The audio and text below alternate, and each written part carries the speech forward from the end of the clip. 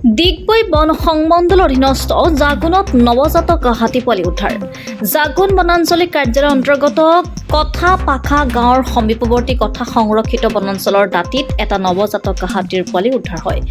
কথা সংৰক্ষিত বনাঞ্চলৰ কাষতে লাগি থকা কথা পাখা গাঁৱৰ দাঁতিত আজি কাহিলী পথে দুজনমান ব্যক্তিয়ে এটা কণমানি হাতী পোৱালি প্ৰত্যক্ষ কৰে আৰু প্ৰত্যক্ষদৰ্শীয়ে হাতী পোৱালিটো অকলশৰীয়া বুলি অনুমান কৰিব পাৰি লগে লগে জাগুনৰ বন বিষয়াৰ কাৰ্যালয়ত ফোন যোগেৰে বাৰ্তা প্ৰেৰণ কৰে।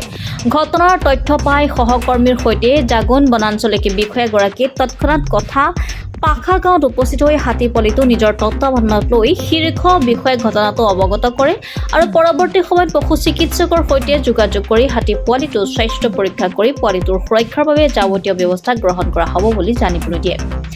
উল্লেখ্য যে ৰাতিপুৱা হাতী পোৱালিটো সুস্থ অৱস্থাত নিজে এখোজ দুখোজ কৰি পাখা গাঁৱৰ ফালে আহিছিল যদিও পৰৱৰ্তী সময়ত পোৱালিটো প্ৰায় দুৰ্বল হৈ পৰা পৰিলক্ষিত হয়। বন বিষয়া প্ৰমোদ ফুকনৰ ভাষ্য অনুসৰি পোৱালিটোৰ বয়স প্ৰায় ৩-৪ দিন হ'ব। আনহাতে যোৱা নিশা কথা সংৰক্ষিত বনাঞ্চলৰ পৰা জনাঞ্চললৈ খাদ্যৰ সন্ধানত ওলাই অহা বনৰীয়া হাতীৰ জাকৰ পৰা পোৱালিটো বিচ্ছিন্ন হৈ পৰা বুলি সন্দেহ প্ৰকাশ কৰিছে গাঁওবাসীয়ে।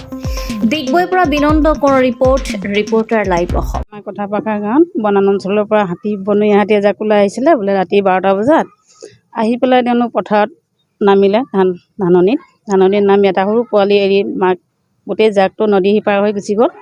তেনেকুৱাতে ৰাতিপুৱা পোহৰ হোৱা অৱস্থাত এজন গাঁৱৰ মানুহে দেখি হাতী পোৱালিটোক উদ্ধাৰ কৰে।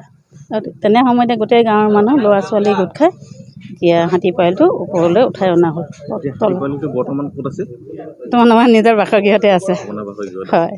তো এনেই জাকটোত কিমান মান হাতী আছিল? এতিয়া সেইটো কথাটো এনেকৈ ক'ব নোৱাৰিম বাৰু। জাকটোতো ডাঙৰকৈ থাকে, ইয়াত 30জনীয়া 20জনীয়া এনেকুৱা জাকে থাকে। আগত দেখিছোঁ আমি ওলাই অহা, কিন্তু আজি কিমানটো আছিল ইমানটো সম্ভৱ ক'ব নোৱাৰিম।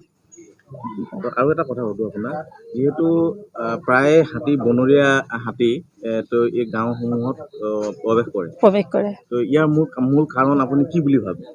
মানে এনেকুৱা হয়, তেওঁলোকে জংঘলৰ পৰা প্ৰায় ওলায়ে থাকে। ধান ৰোৱক বা নোৰোৱক কিবা হেৰি কৰি সেইটো নহয়, ধান পকা অৱস্থাটো আহে। অলপ আগতে ধান ৰোৱাৰ আগতে ধান খায়ো গ'লহি। ধানৰ কাৰণে বিশেষকৈ আহে বা মানুহৰ ঘৰতো কেতিয়াবা সময় অনিষ্ট কৰে। ঘৰ চৰ ভাঙিছিলোঁ আগত, এতিয়া খালি 2 এবছৰ পাছত ভঙা নাই বা আগত। সেইকাৰণে আজিও তেনেকৈ ওলাইছিলে চাগে ধান খাবৰ কাৰণে, পোৱালিটো এৰি মাকে গুচি গ'ল। আৰু আপুনি এটা কথা মই সুধিব বিচাৰিছোঁ আপোনাক, এই বনাঞ্চলসমূহত বন্যহস্তীৰ খাদ্য সংকটত ভুগিছে নেকি আপুনি ভাবে নেকি?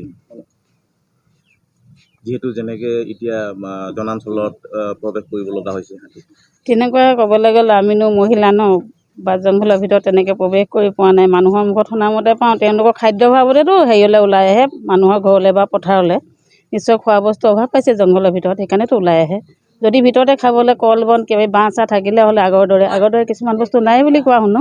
সেইকাৰণে ওলাই আহি তেওঁলোকে খাদ্য অভাৱতেতো মাকত নামি আহে, সেনেকৈ বুলি ভাবোঁ। আৰু এতিয়া আপোনালোকে বন বিভাগক খবৰ দিয়া হৈছে। তেখেতলোক উপস্থিত আছে। তেখেতলোক আধা ঘণ্টা আগা পিছা কৰি কিনে পালেহি, পলম কৰা নাই বাৰু। তো তেওঁলোকে এই পোৱালিটোৰ সন্দৰ্ভত কি ব্যৱস্থা গ্ৰহণ কৰিব বুলি কৈছে আপুনি গম পায়?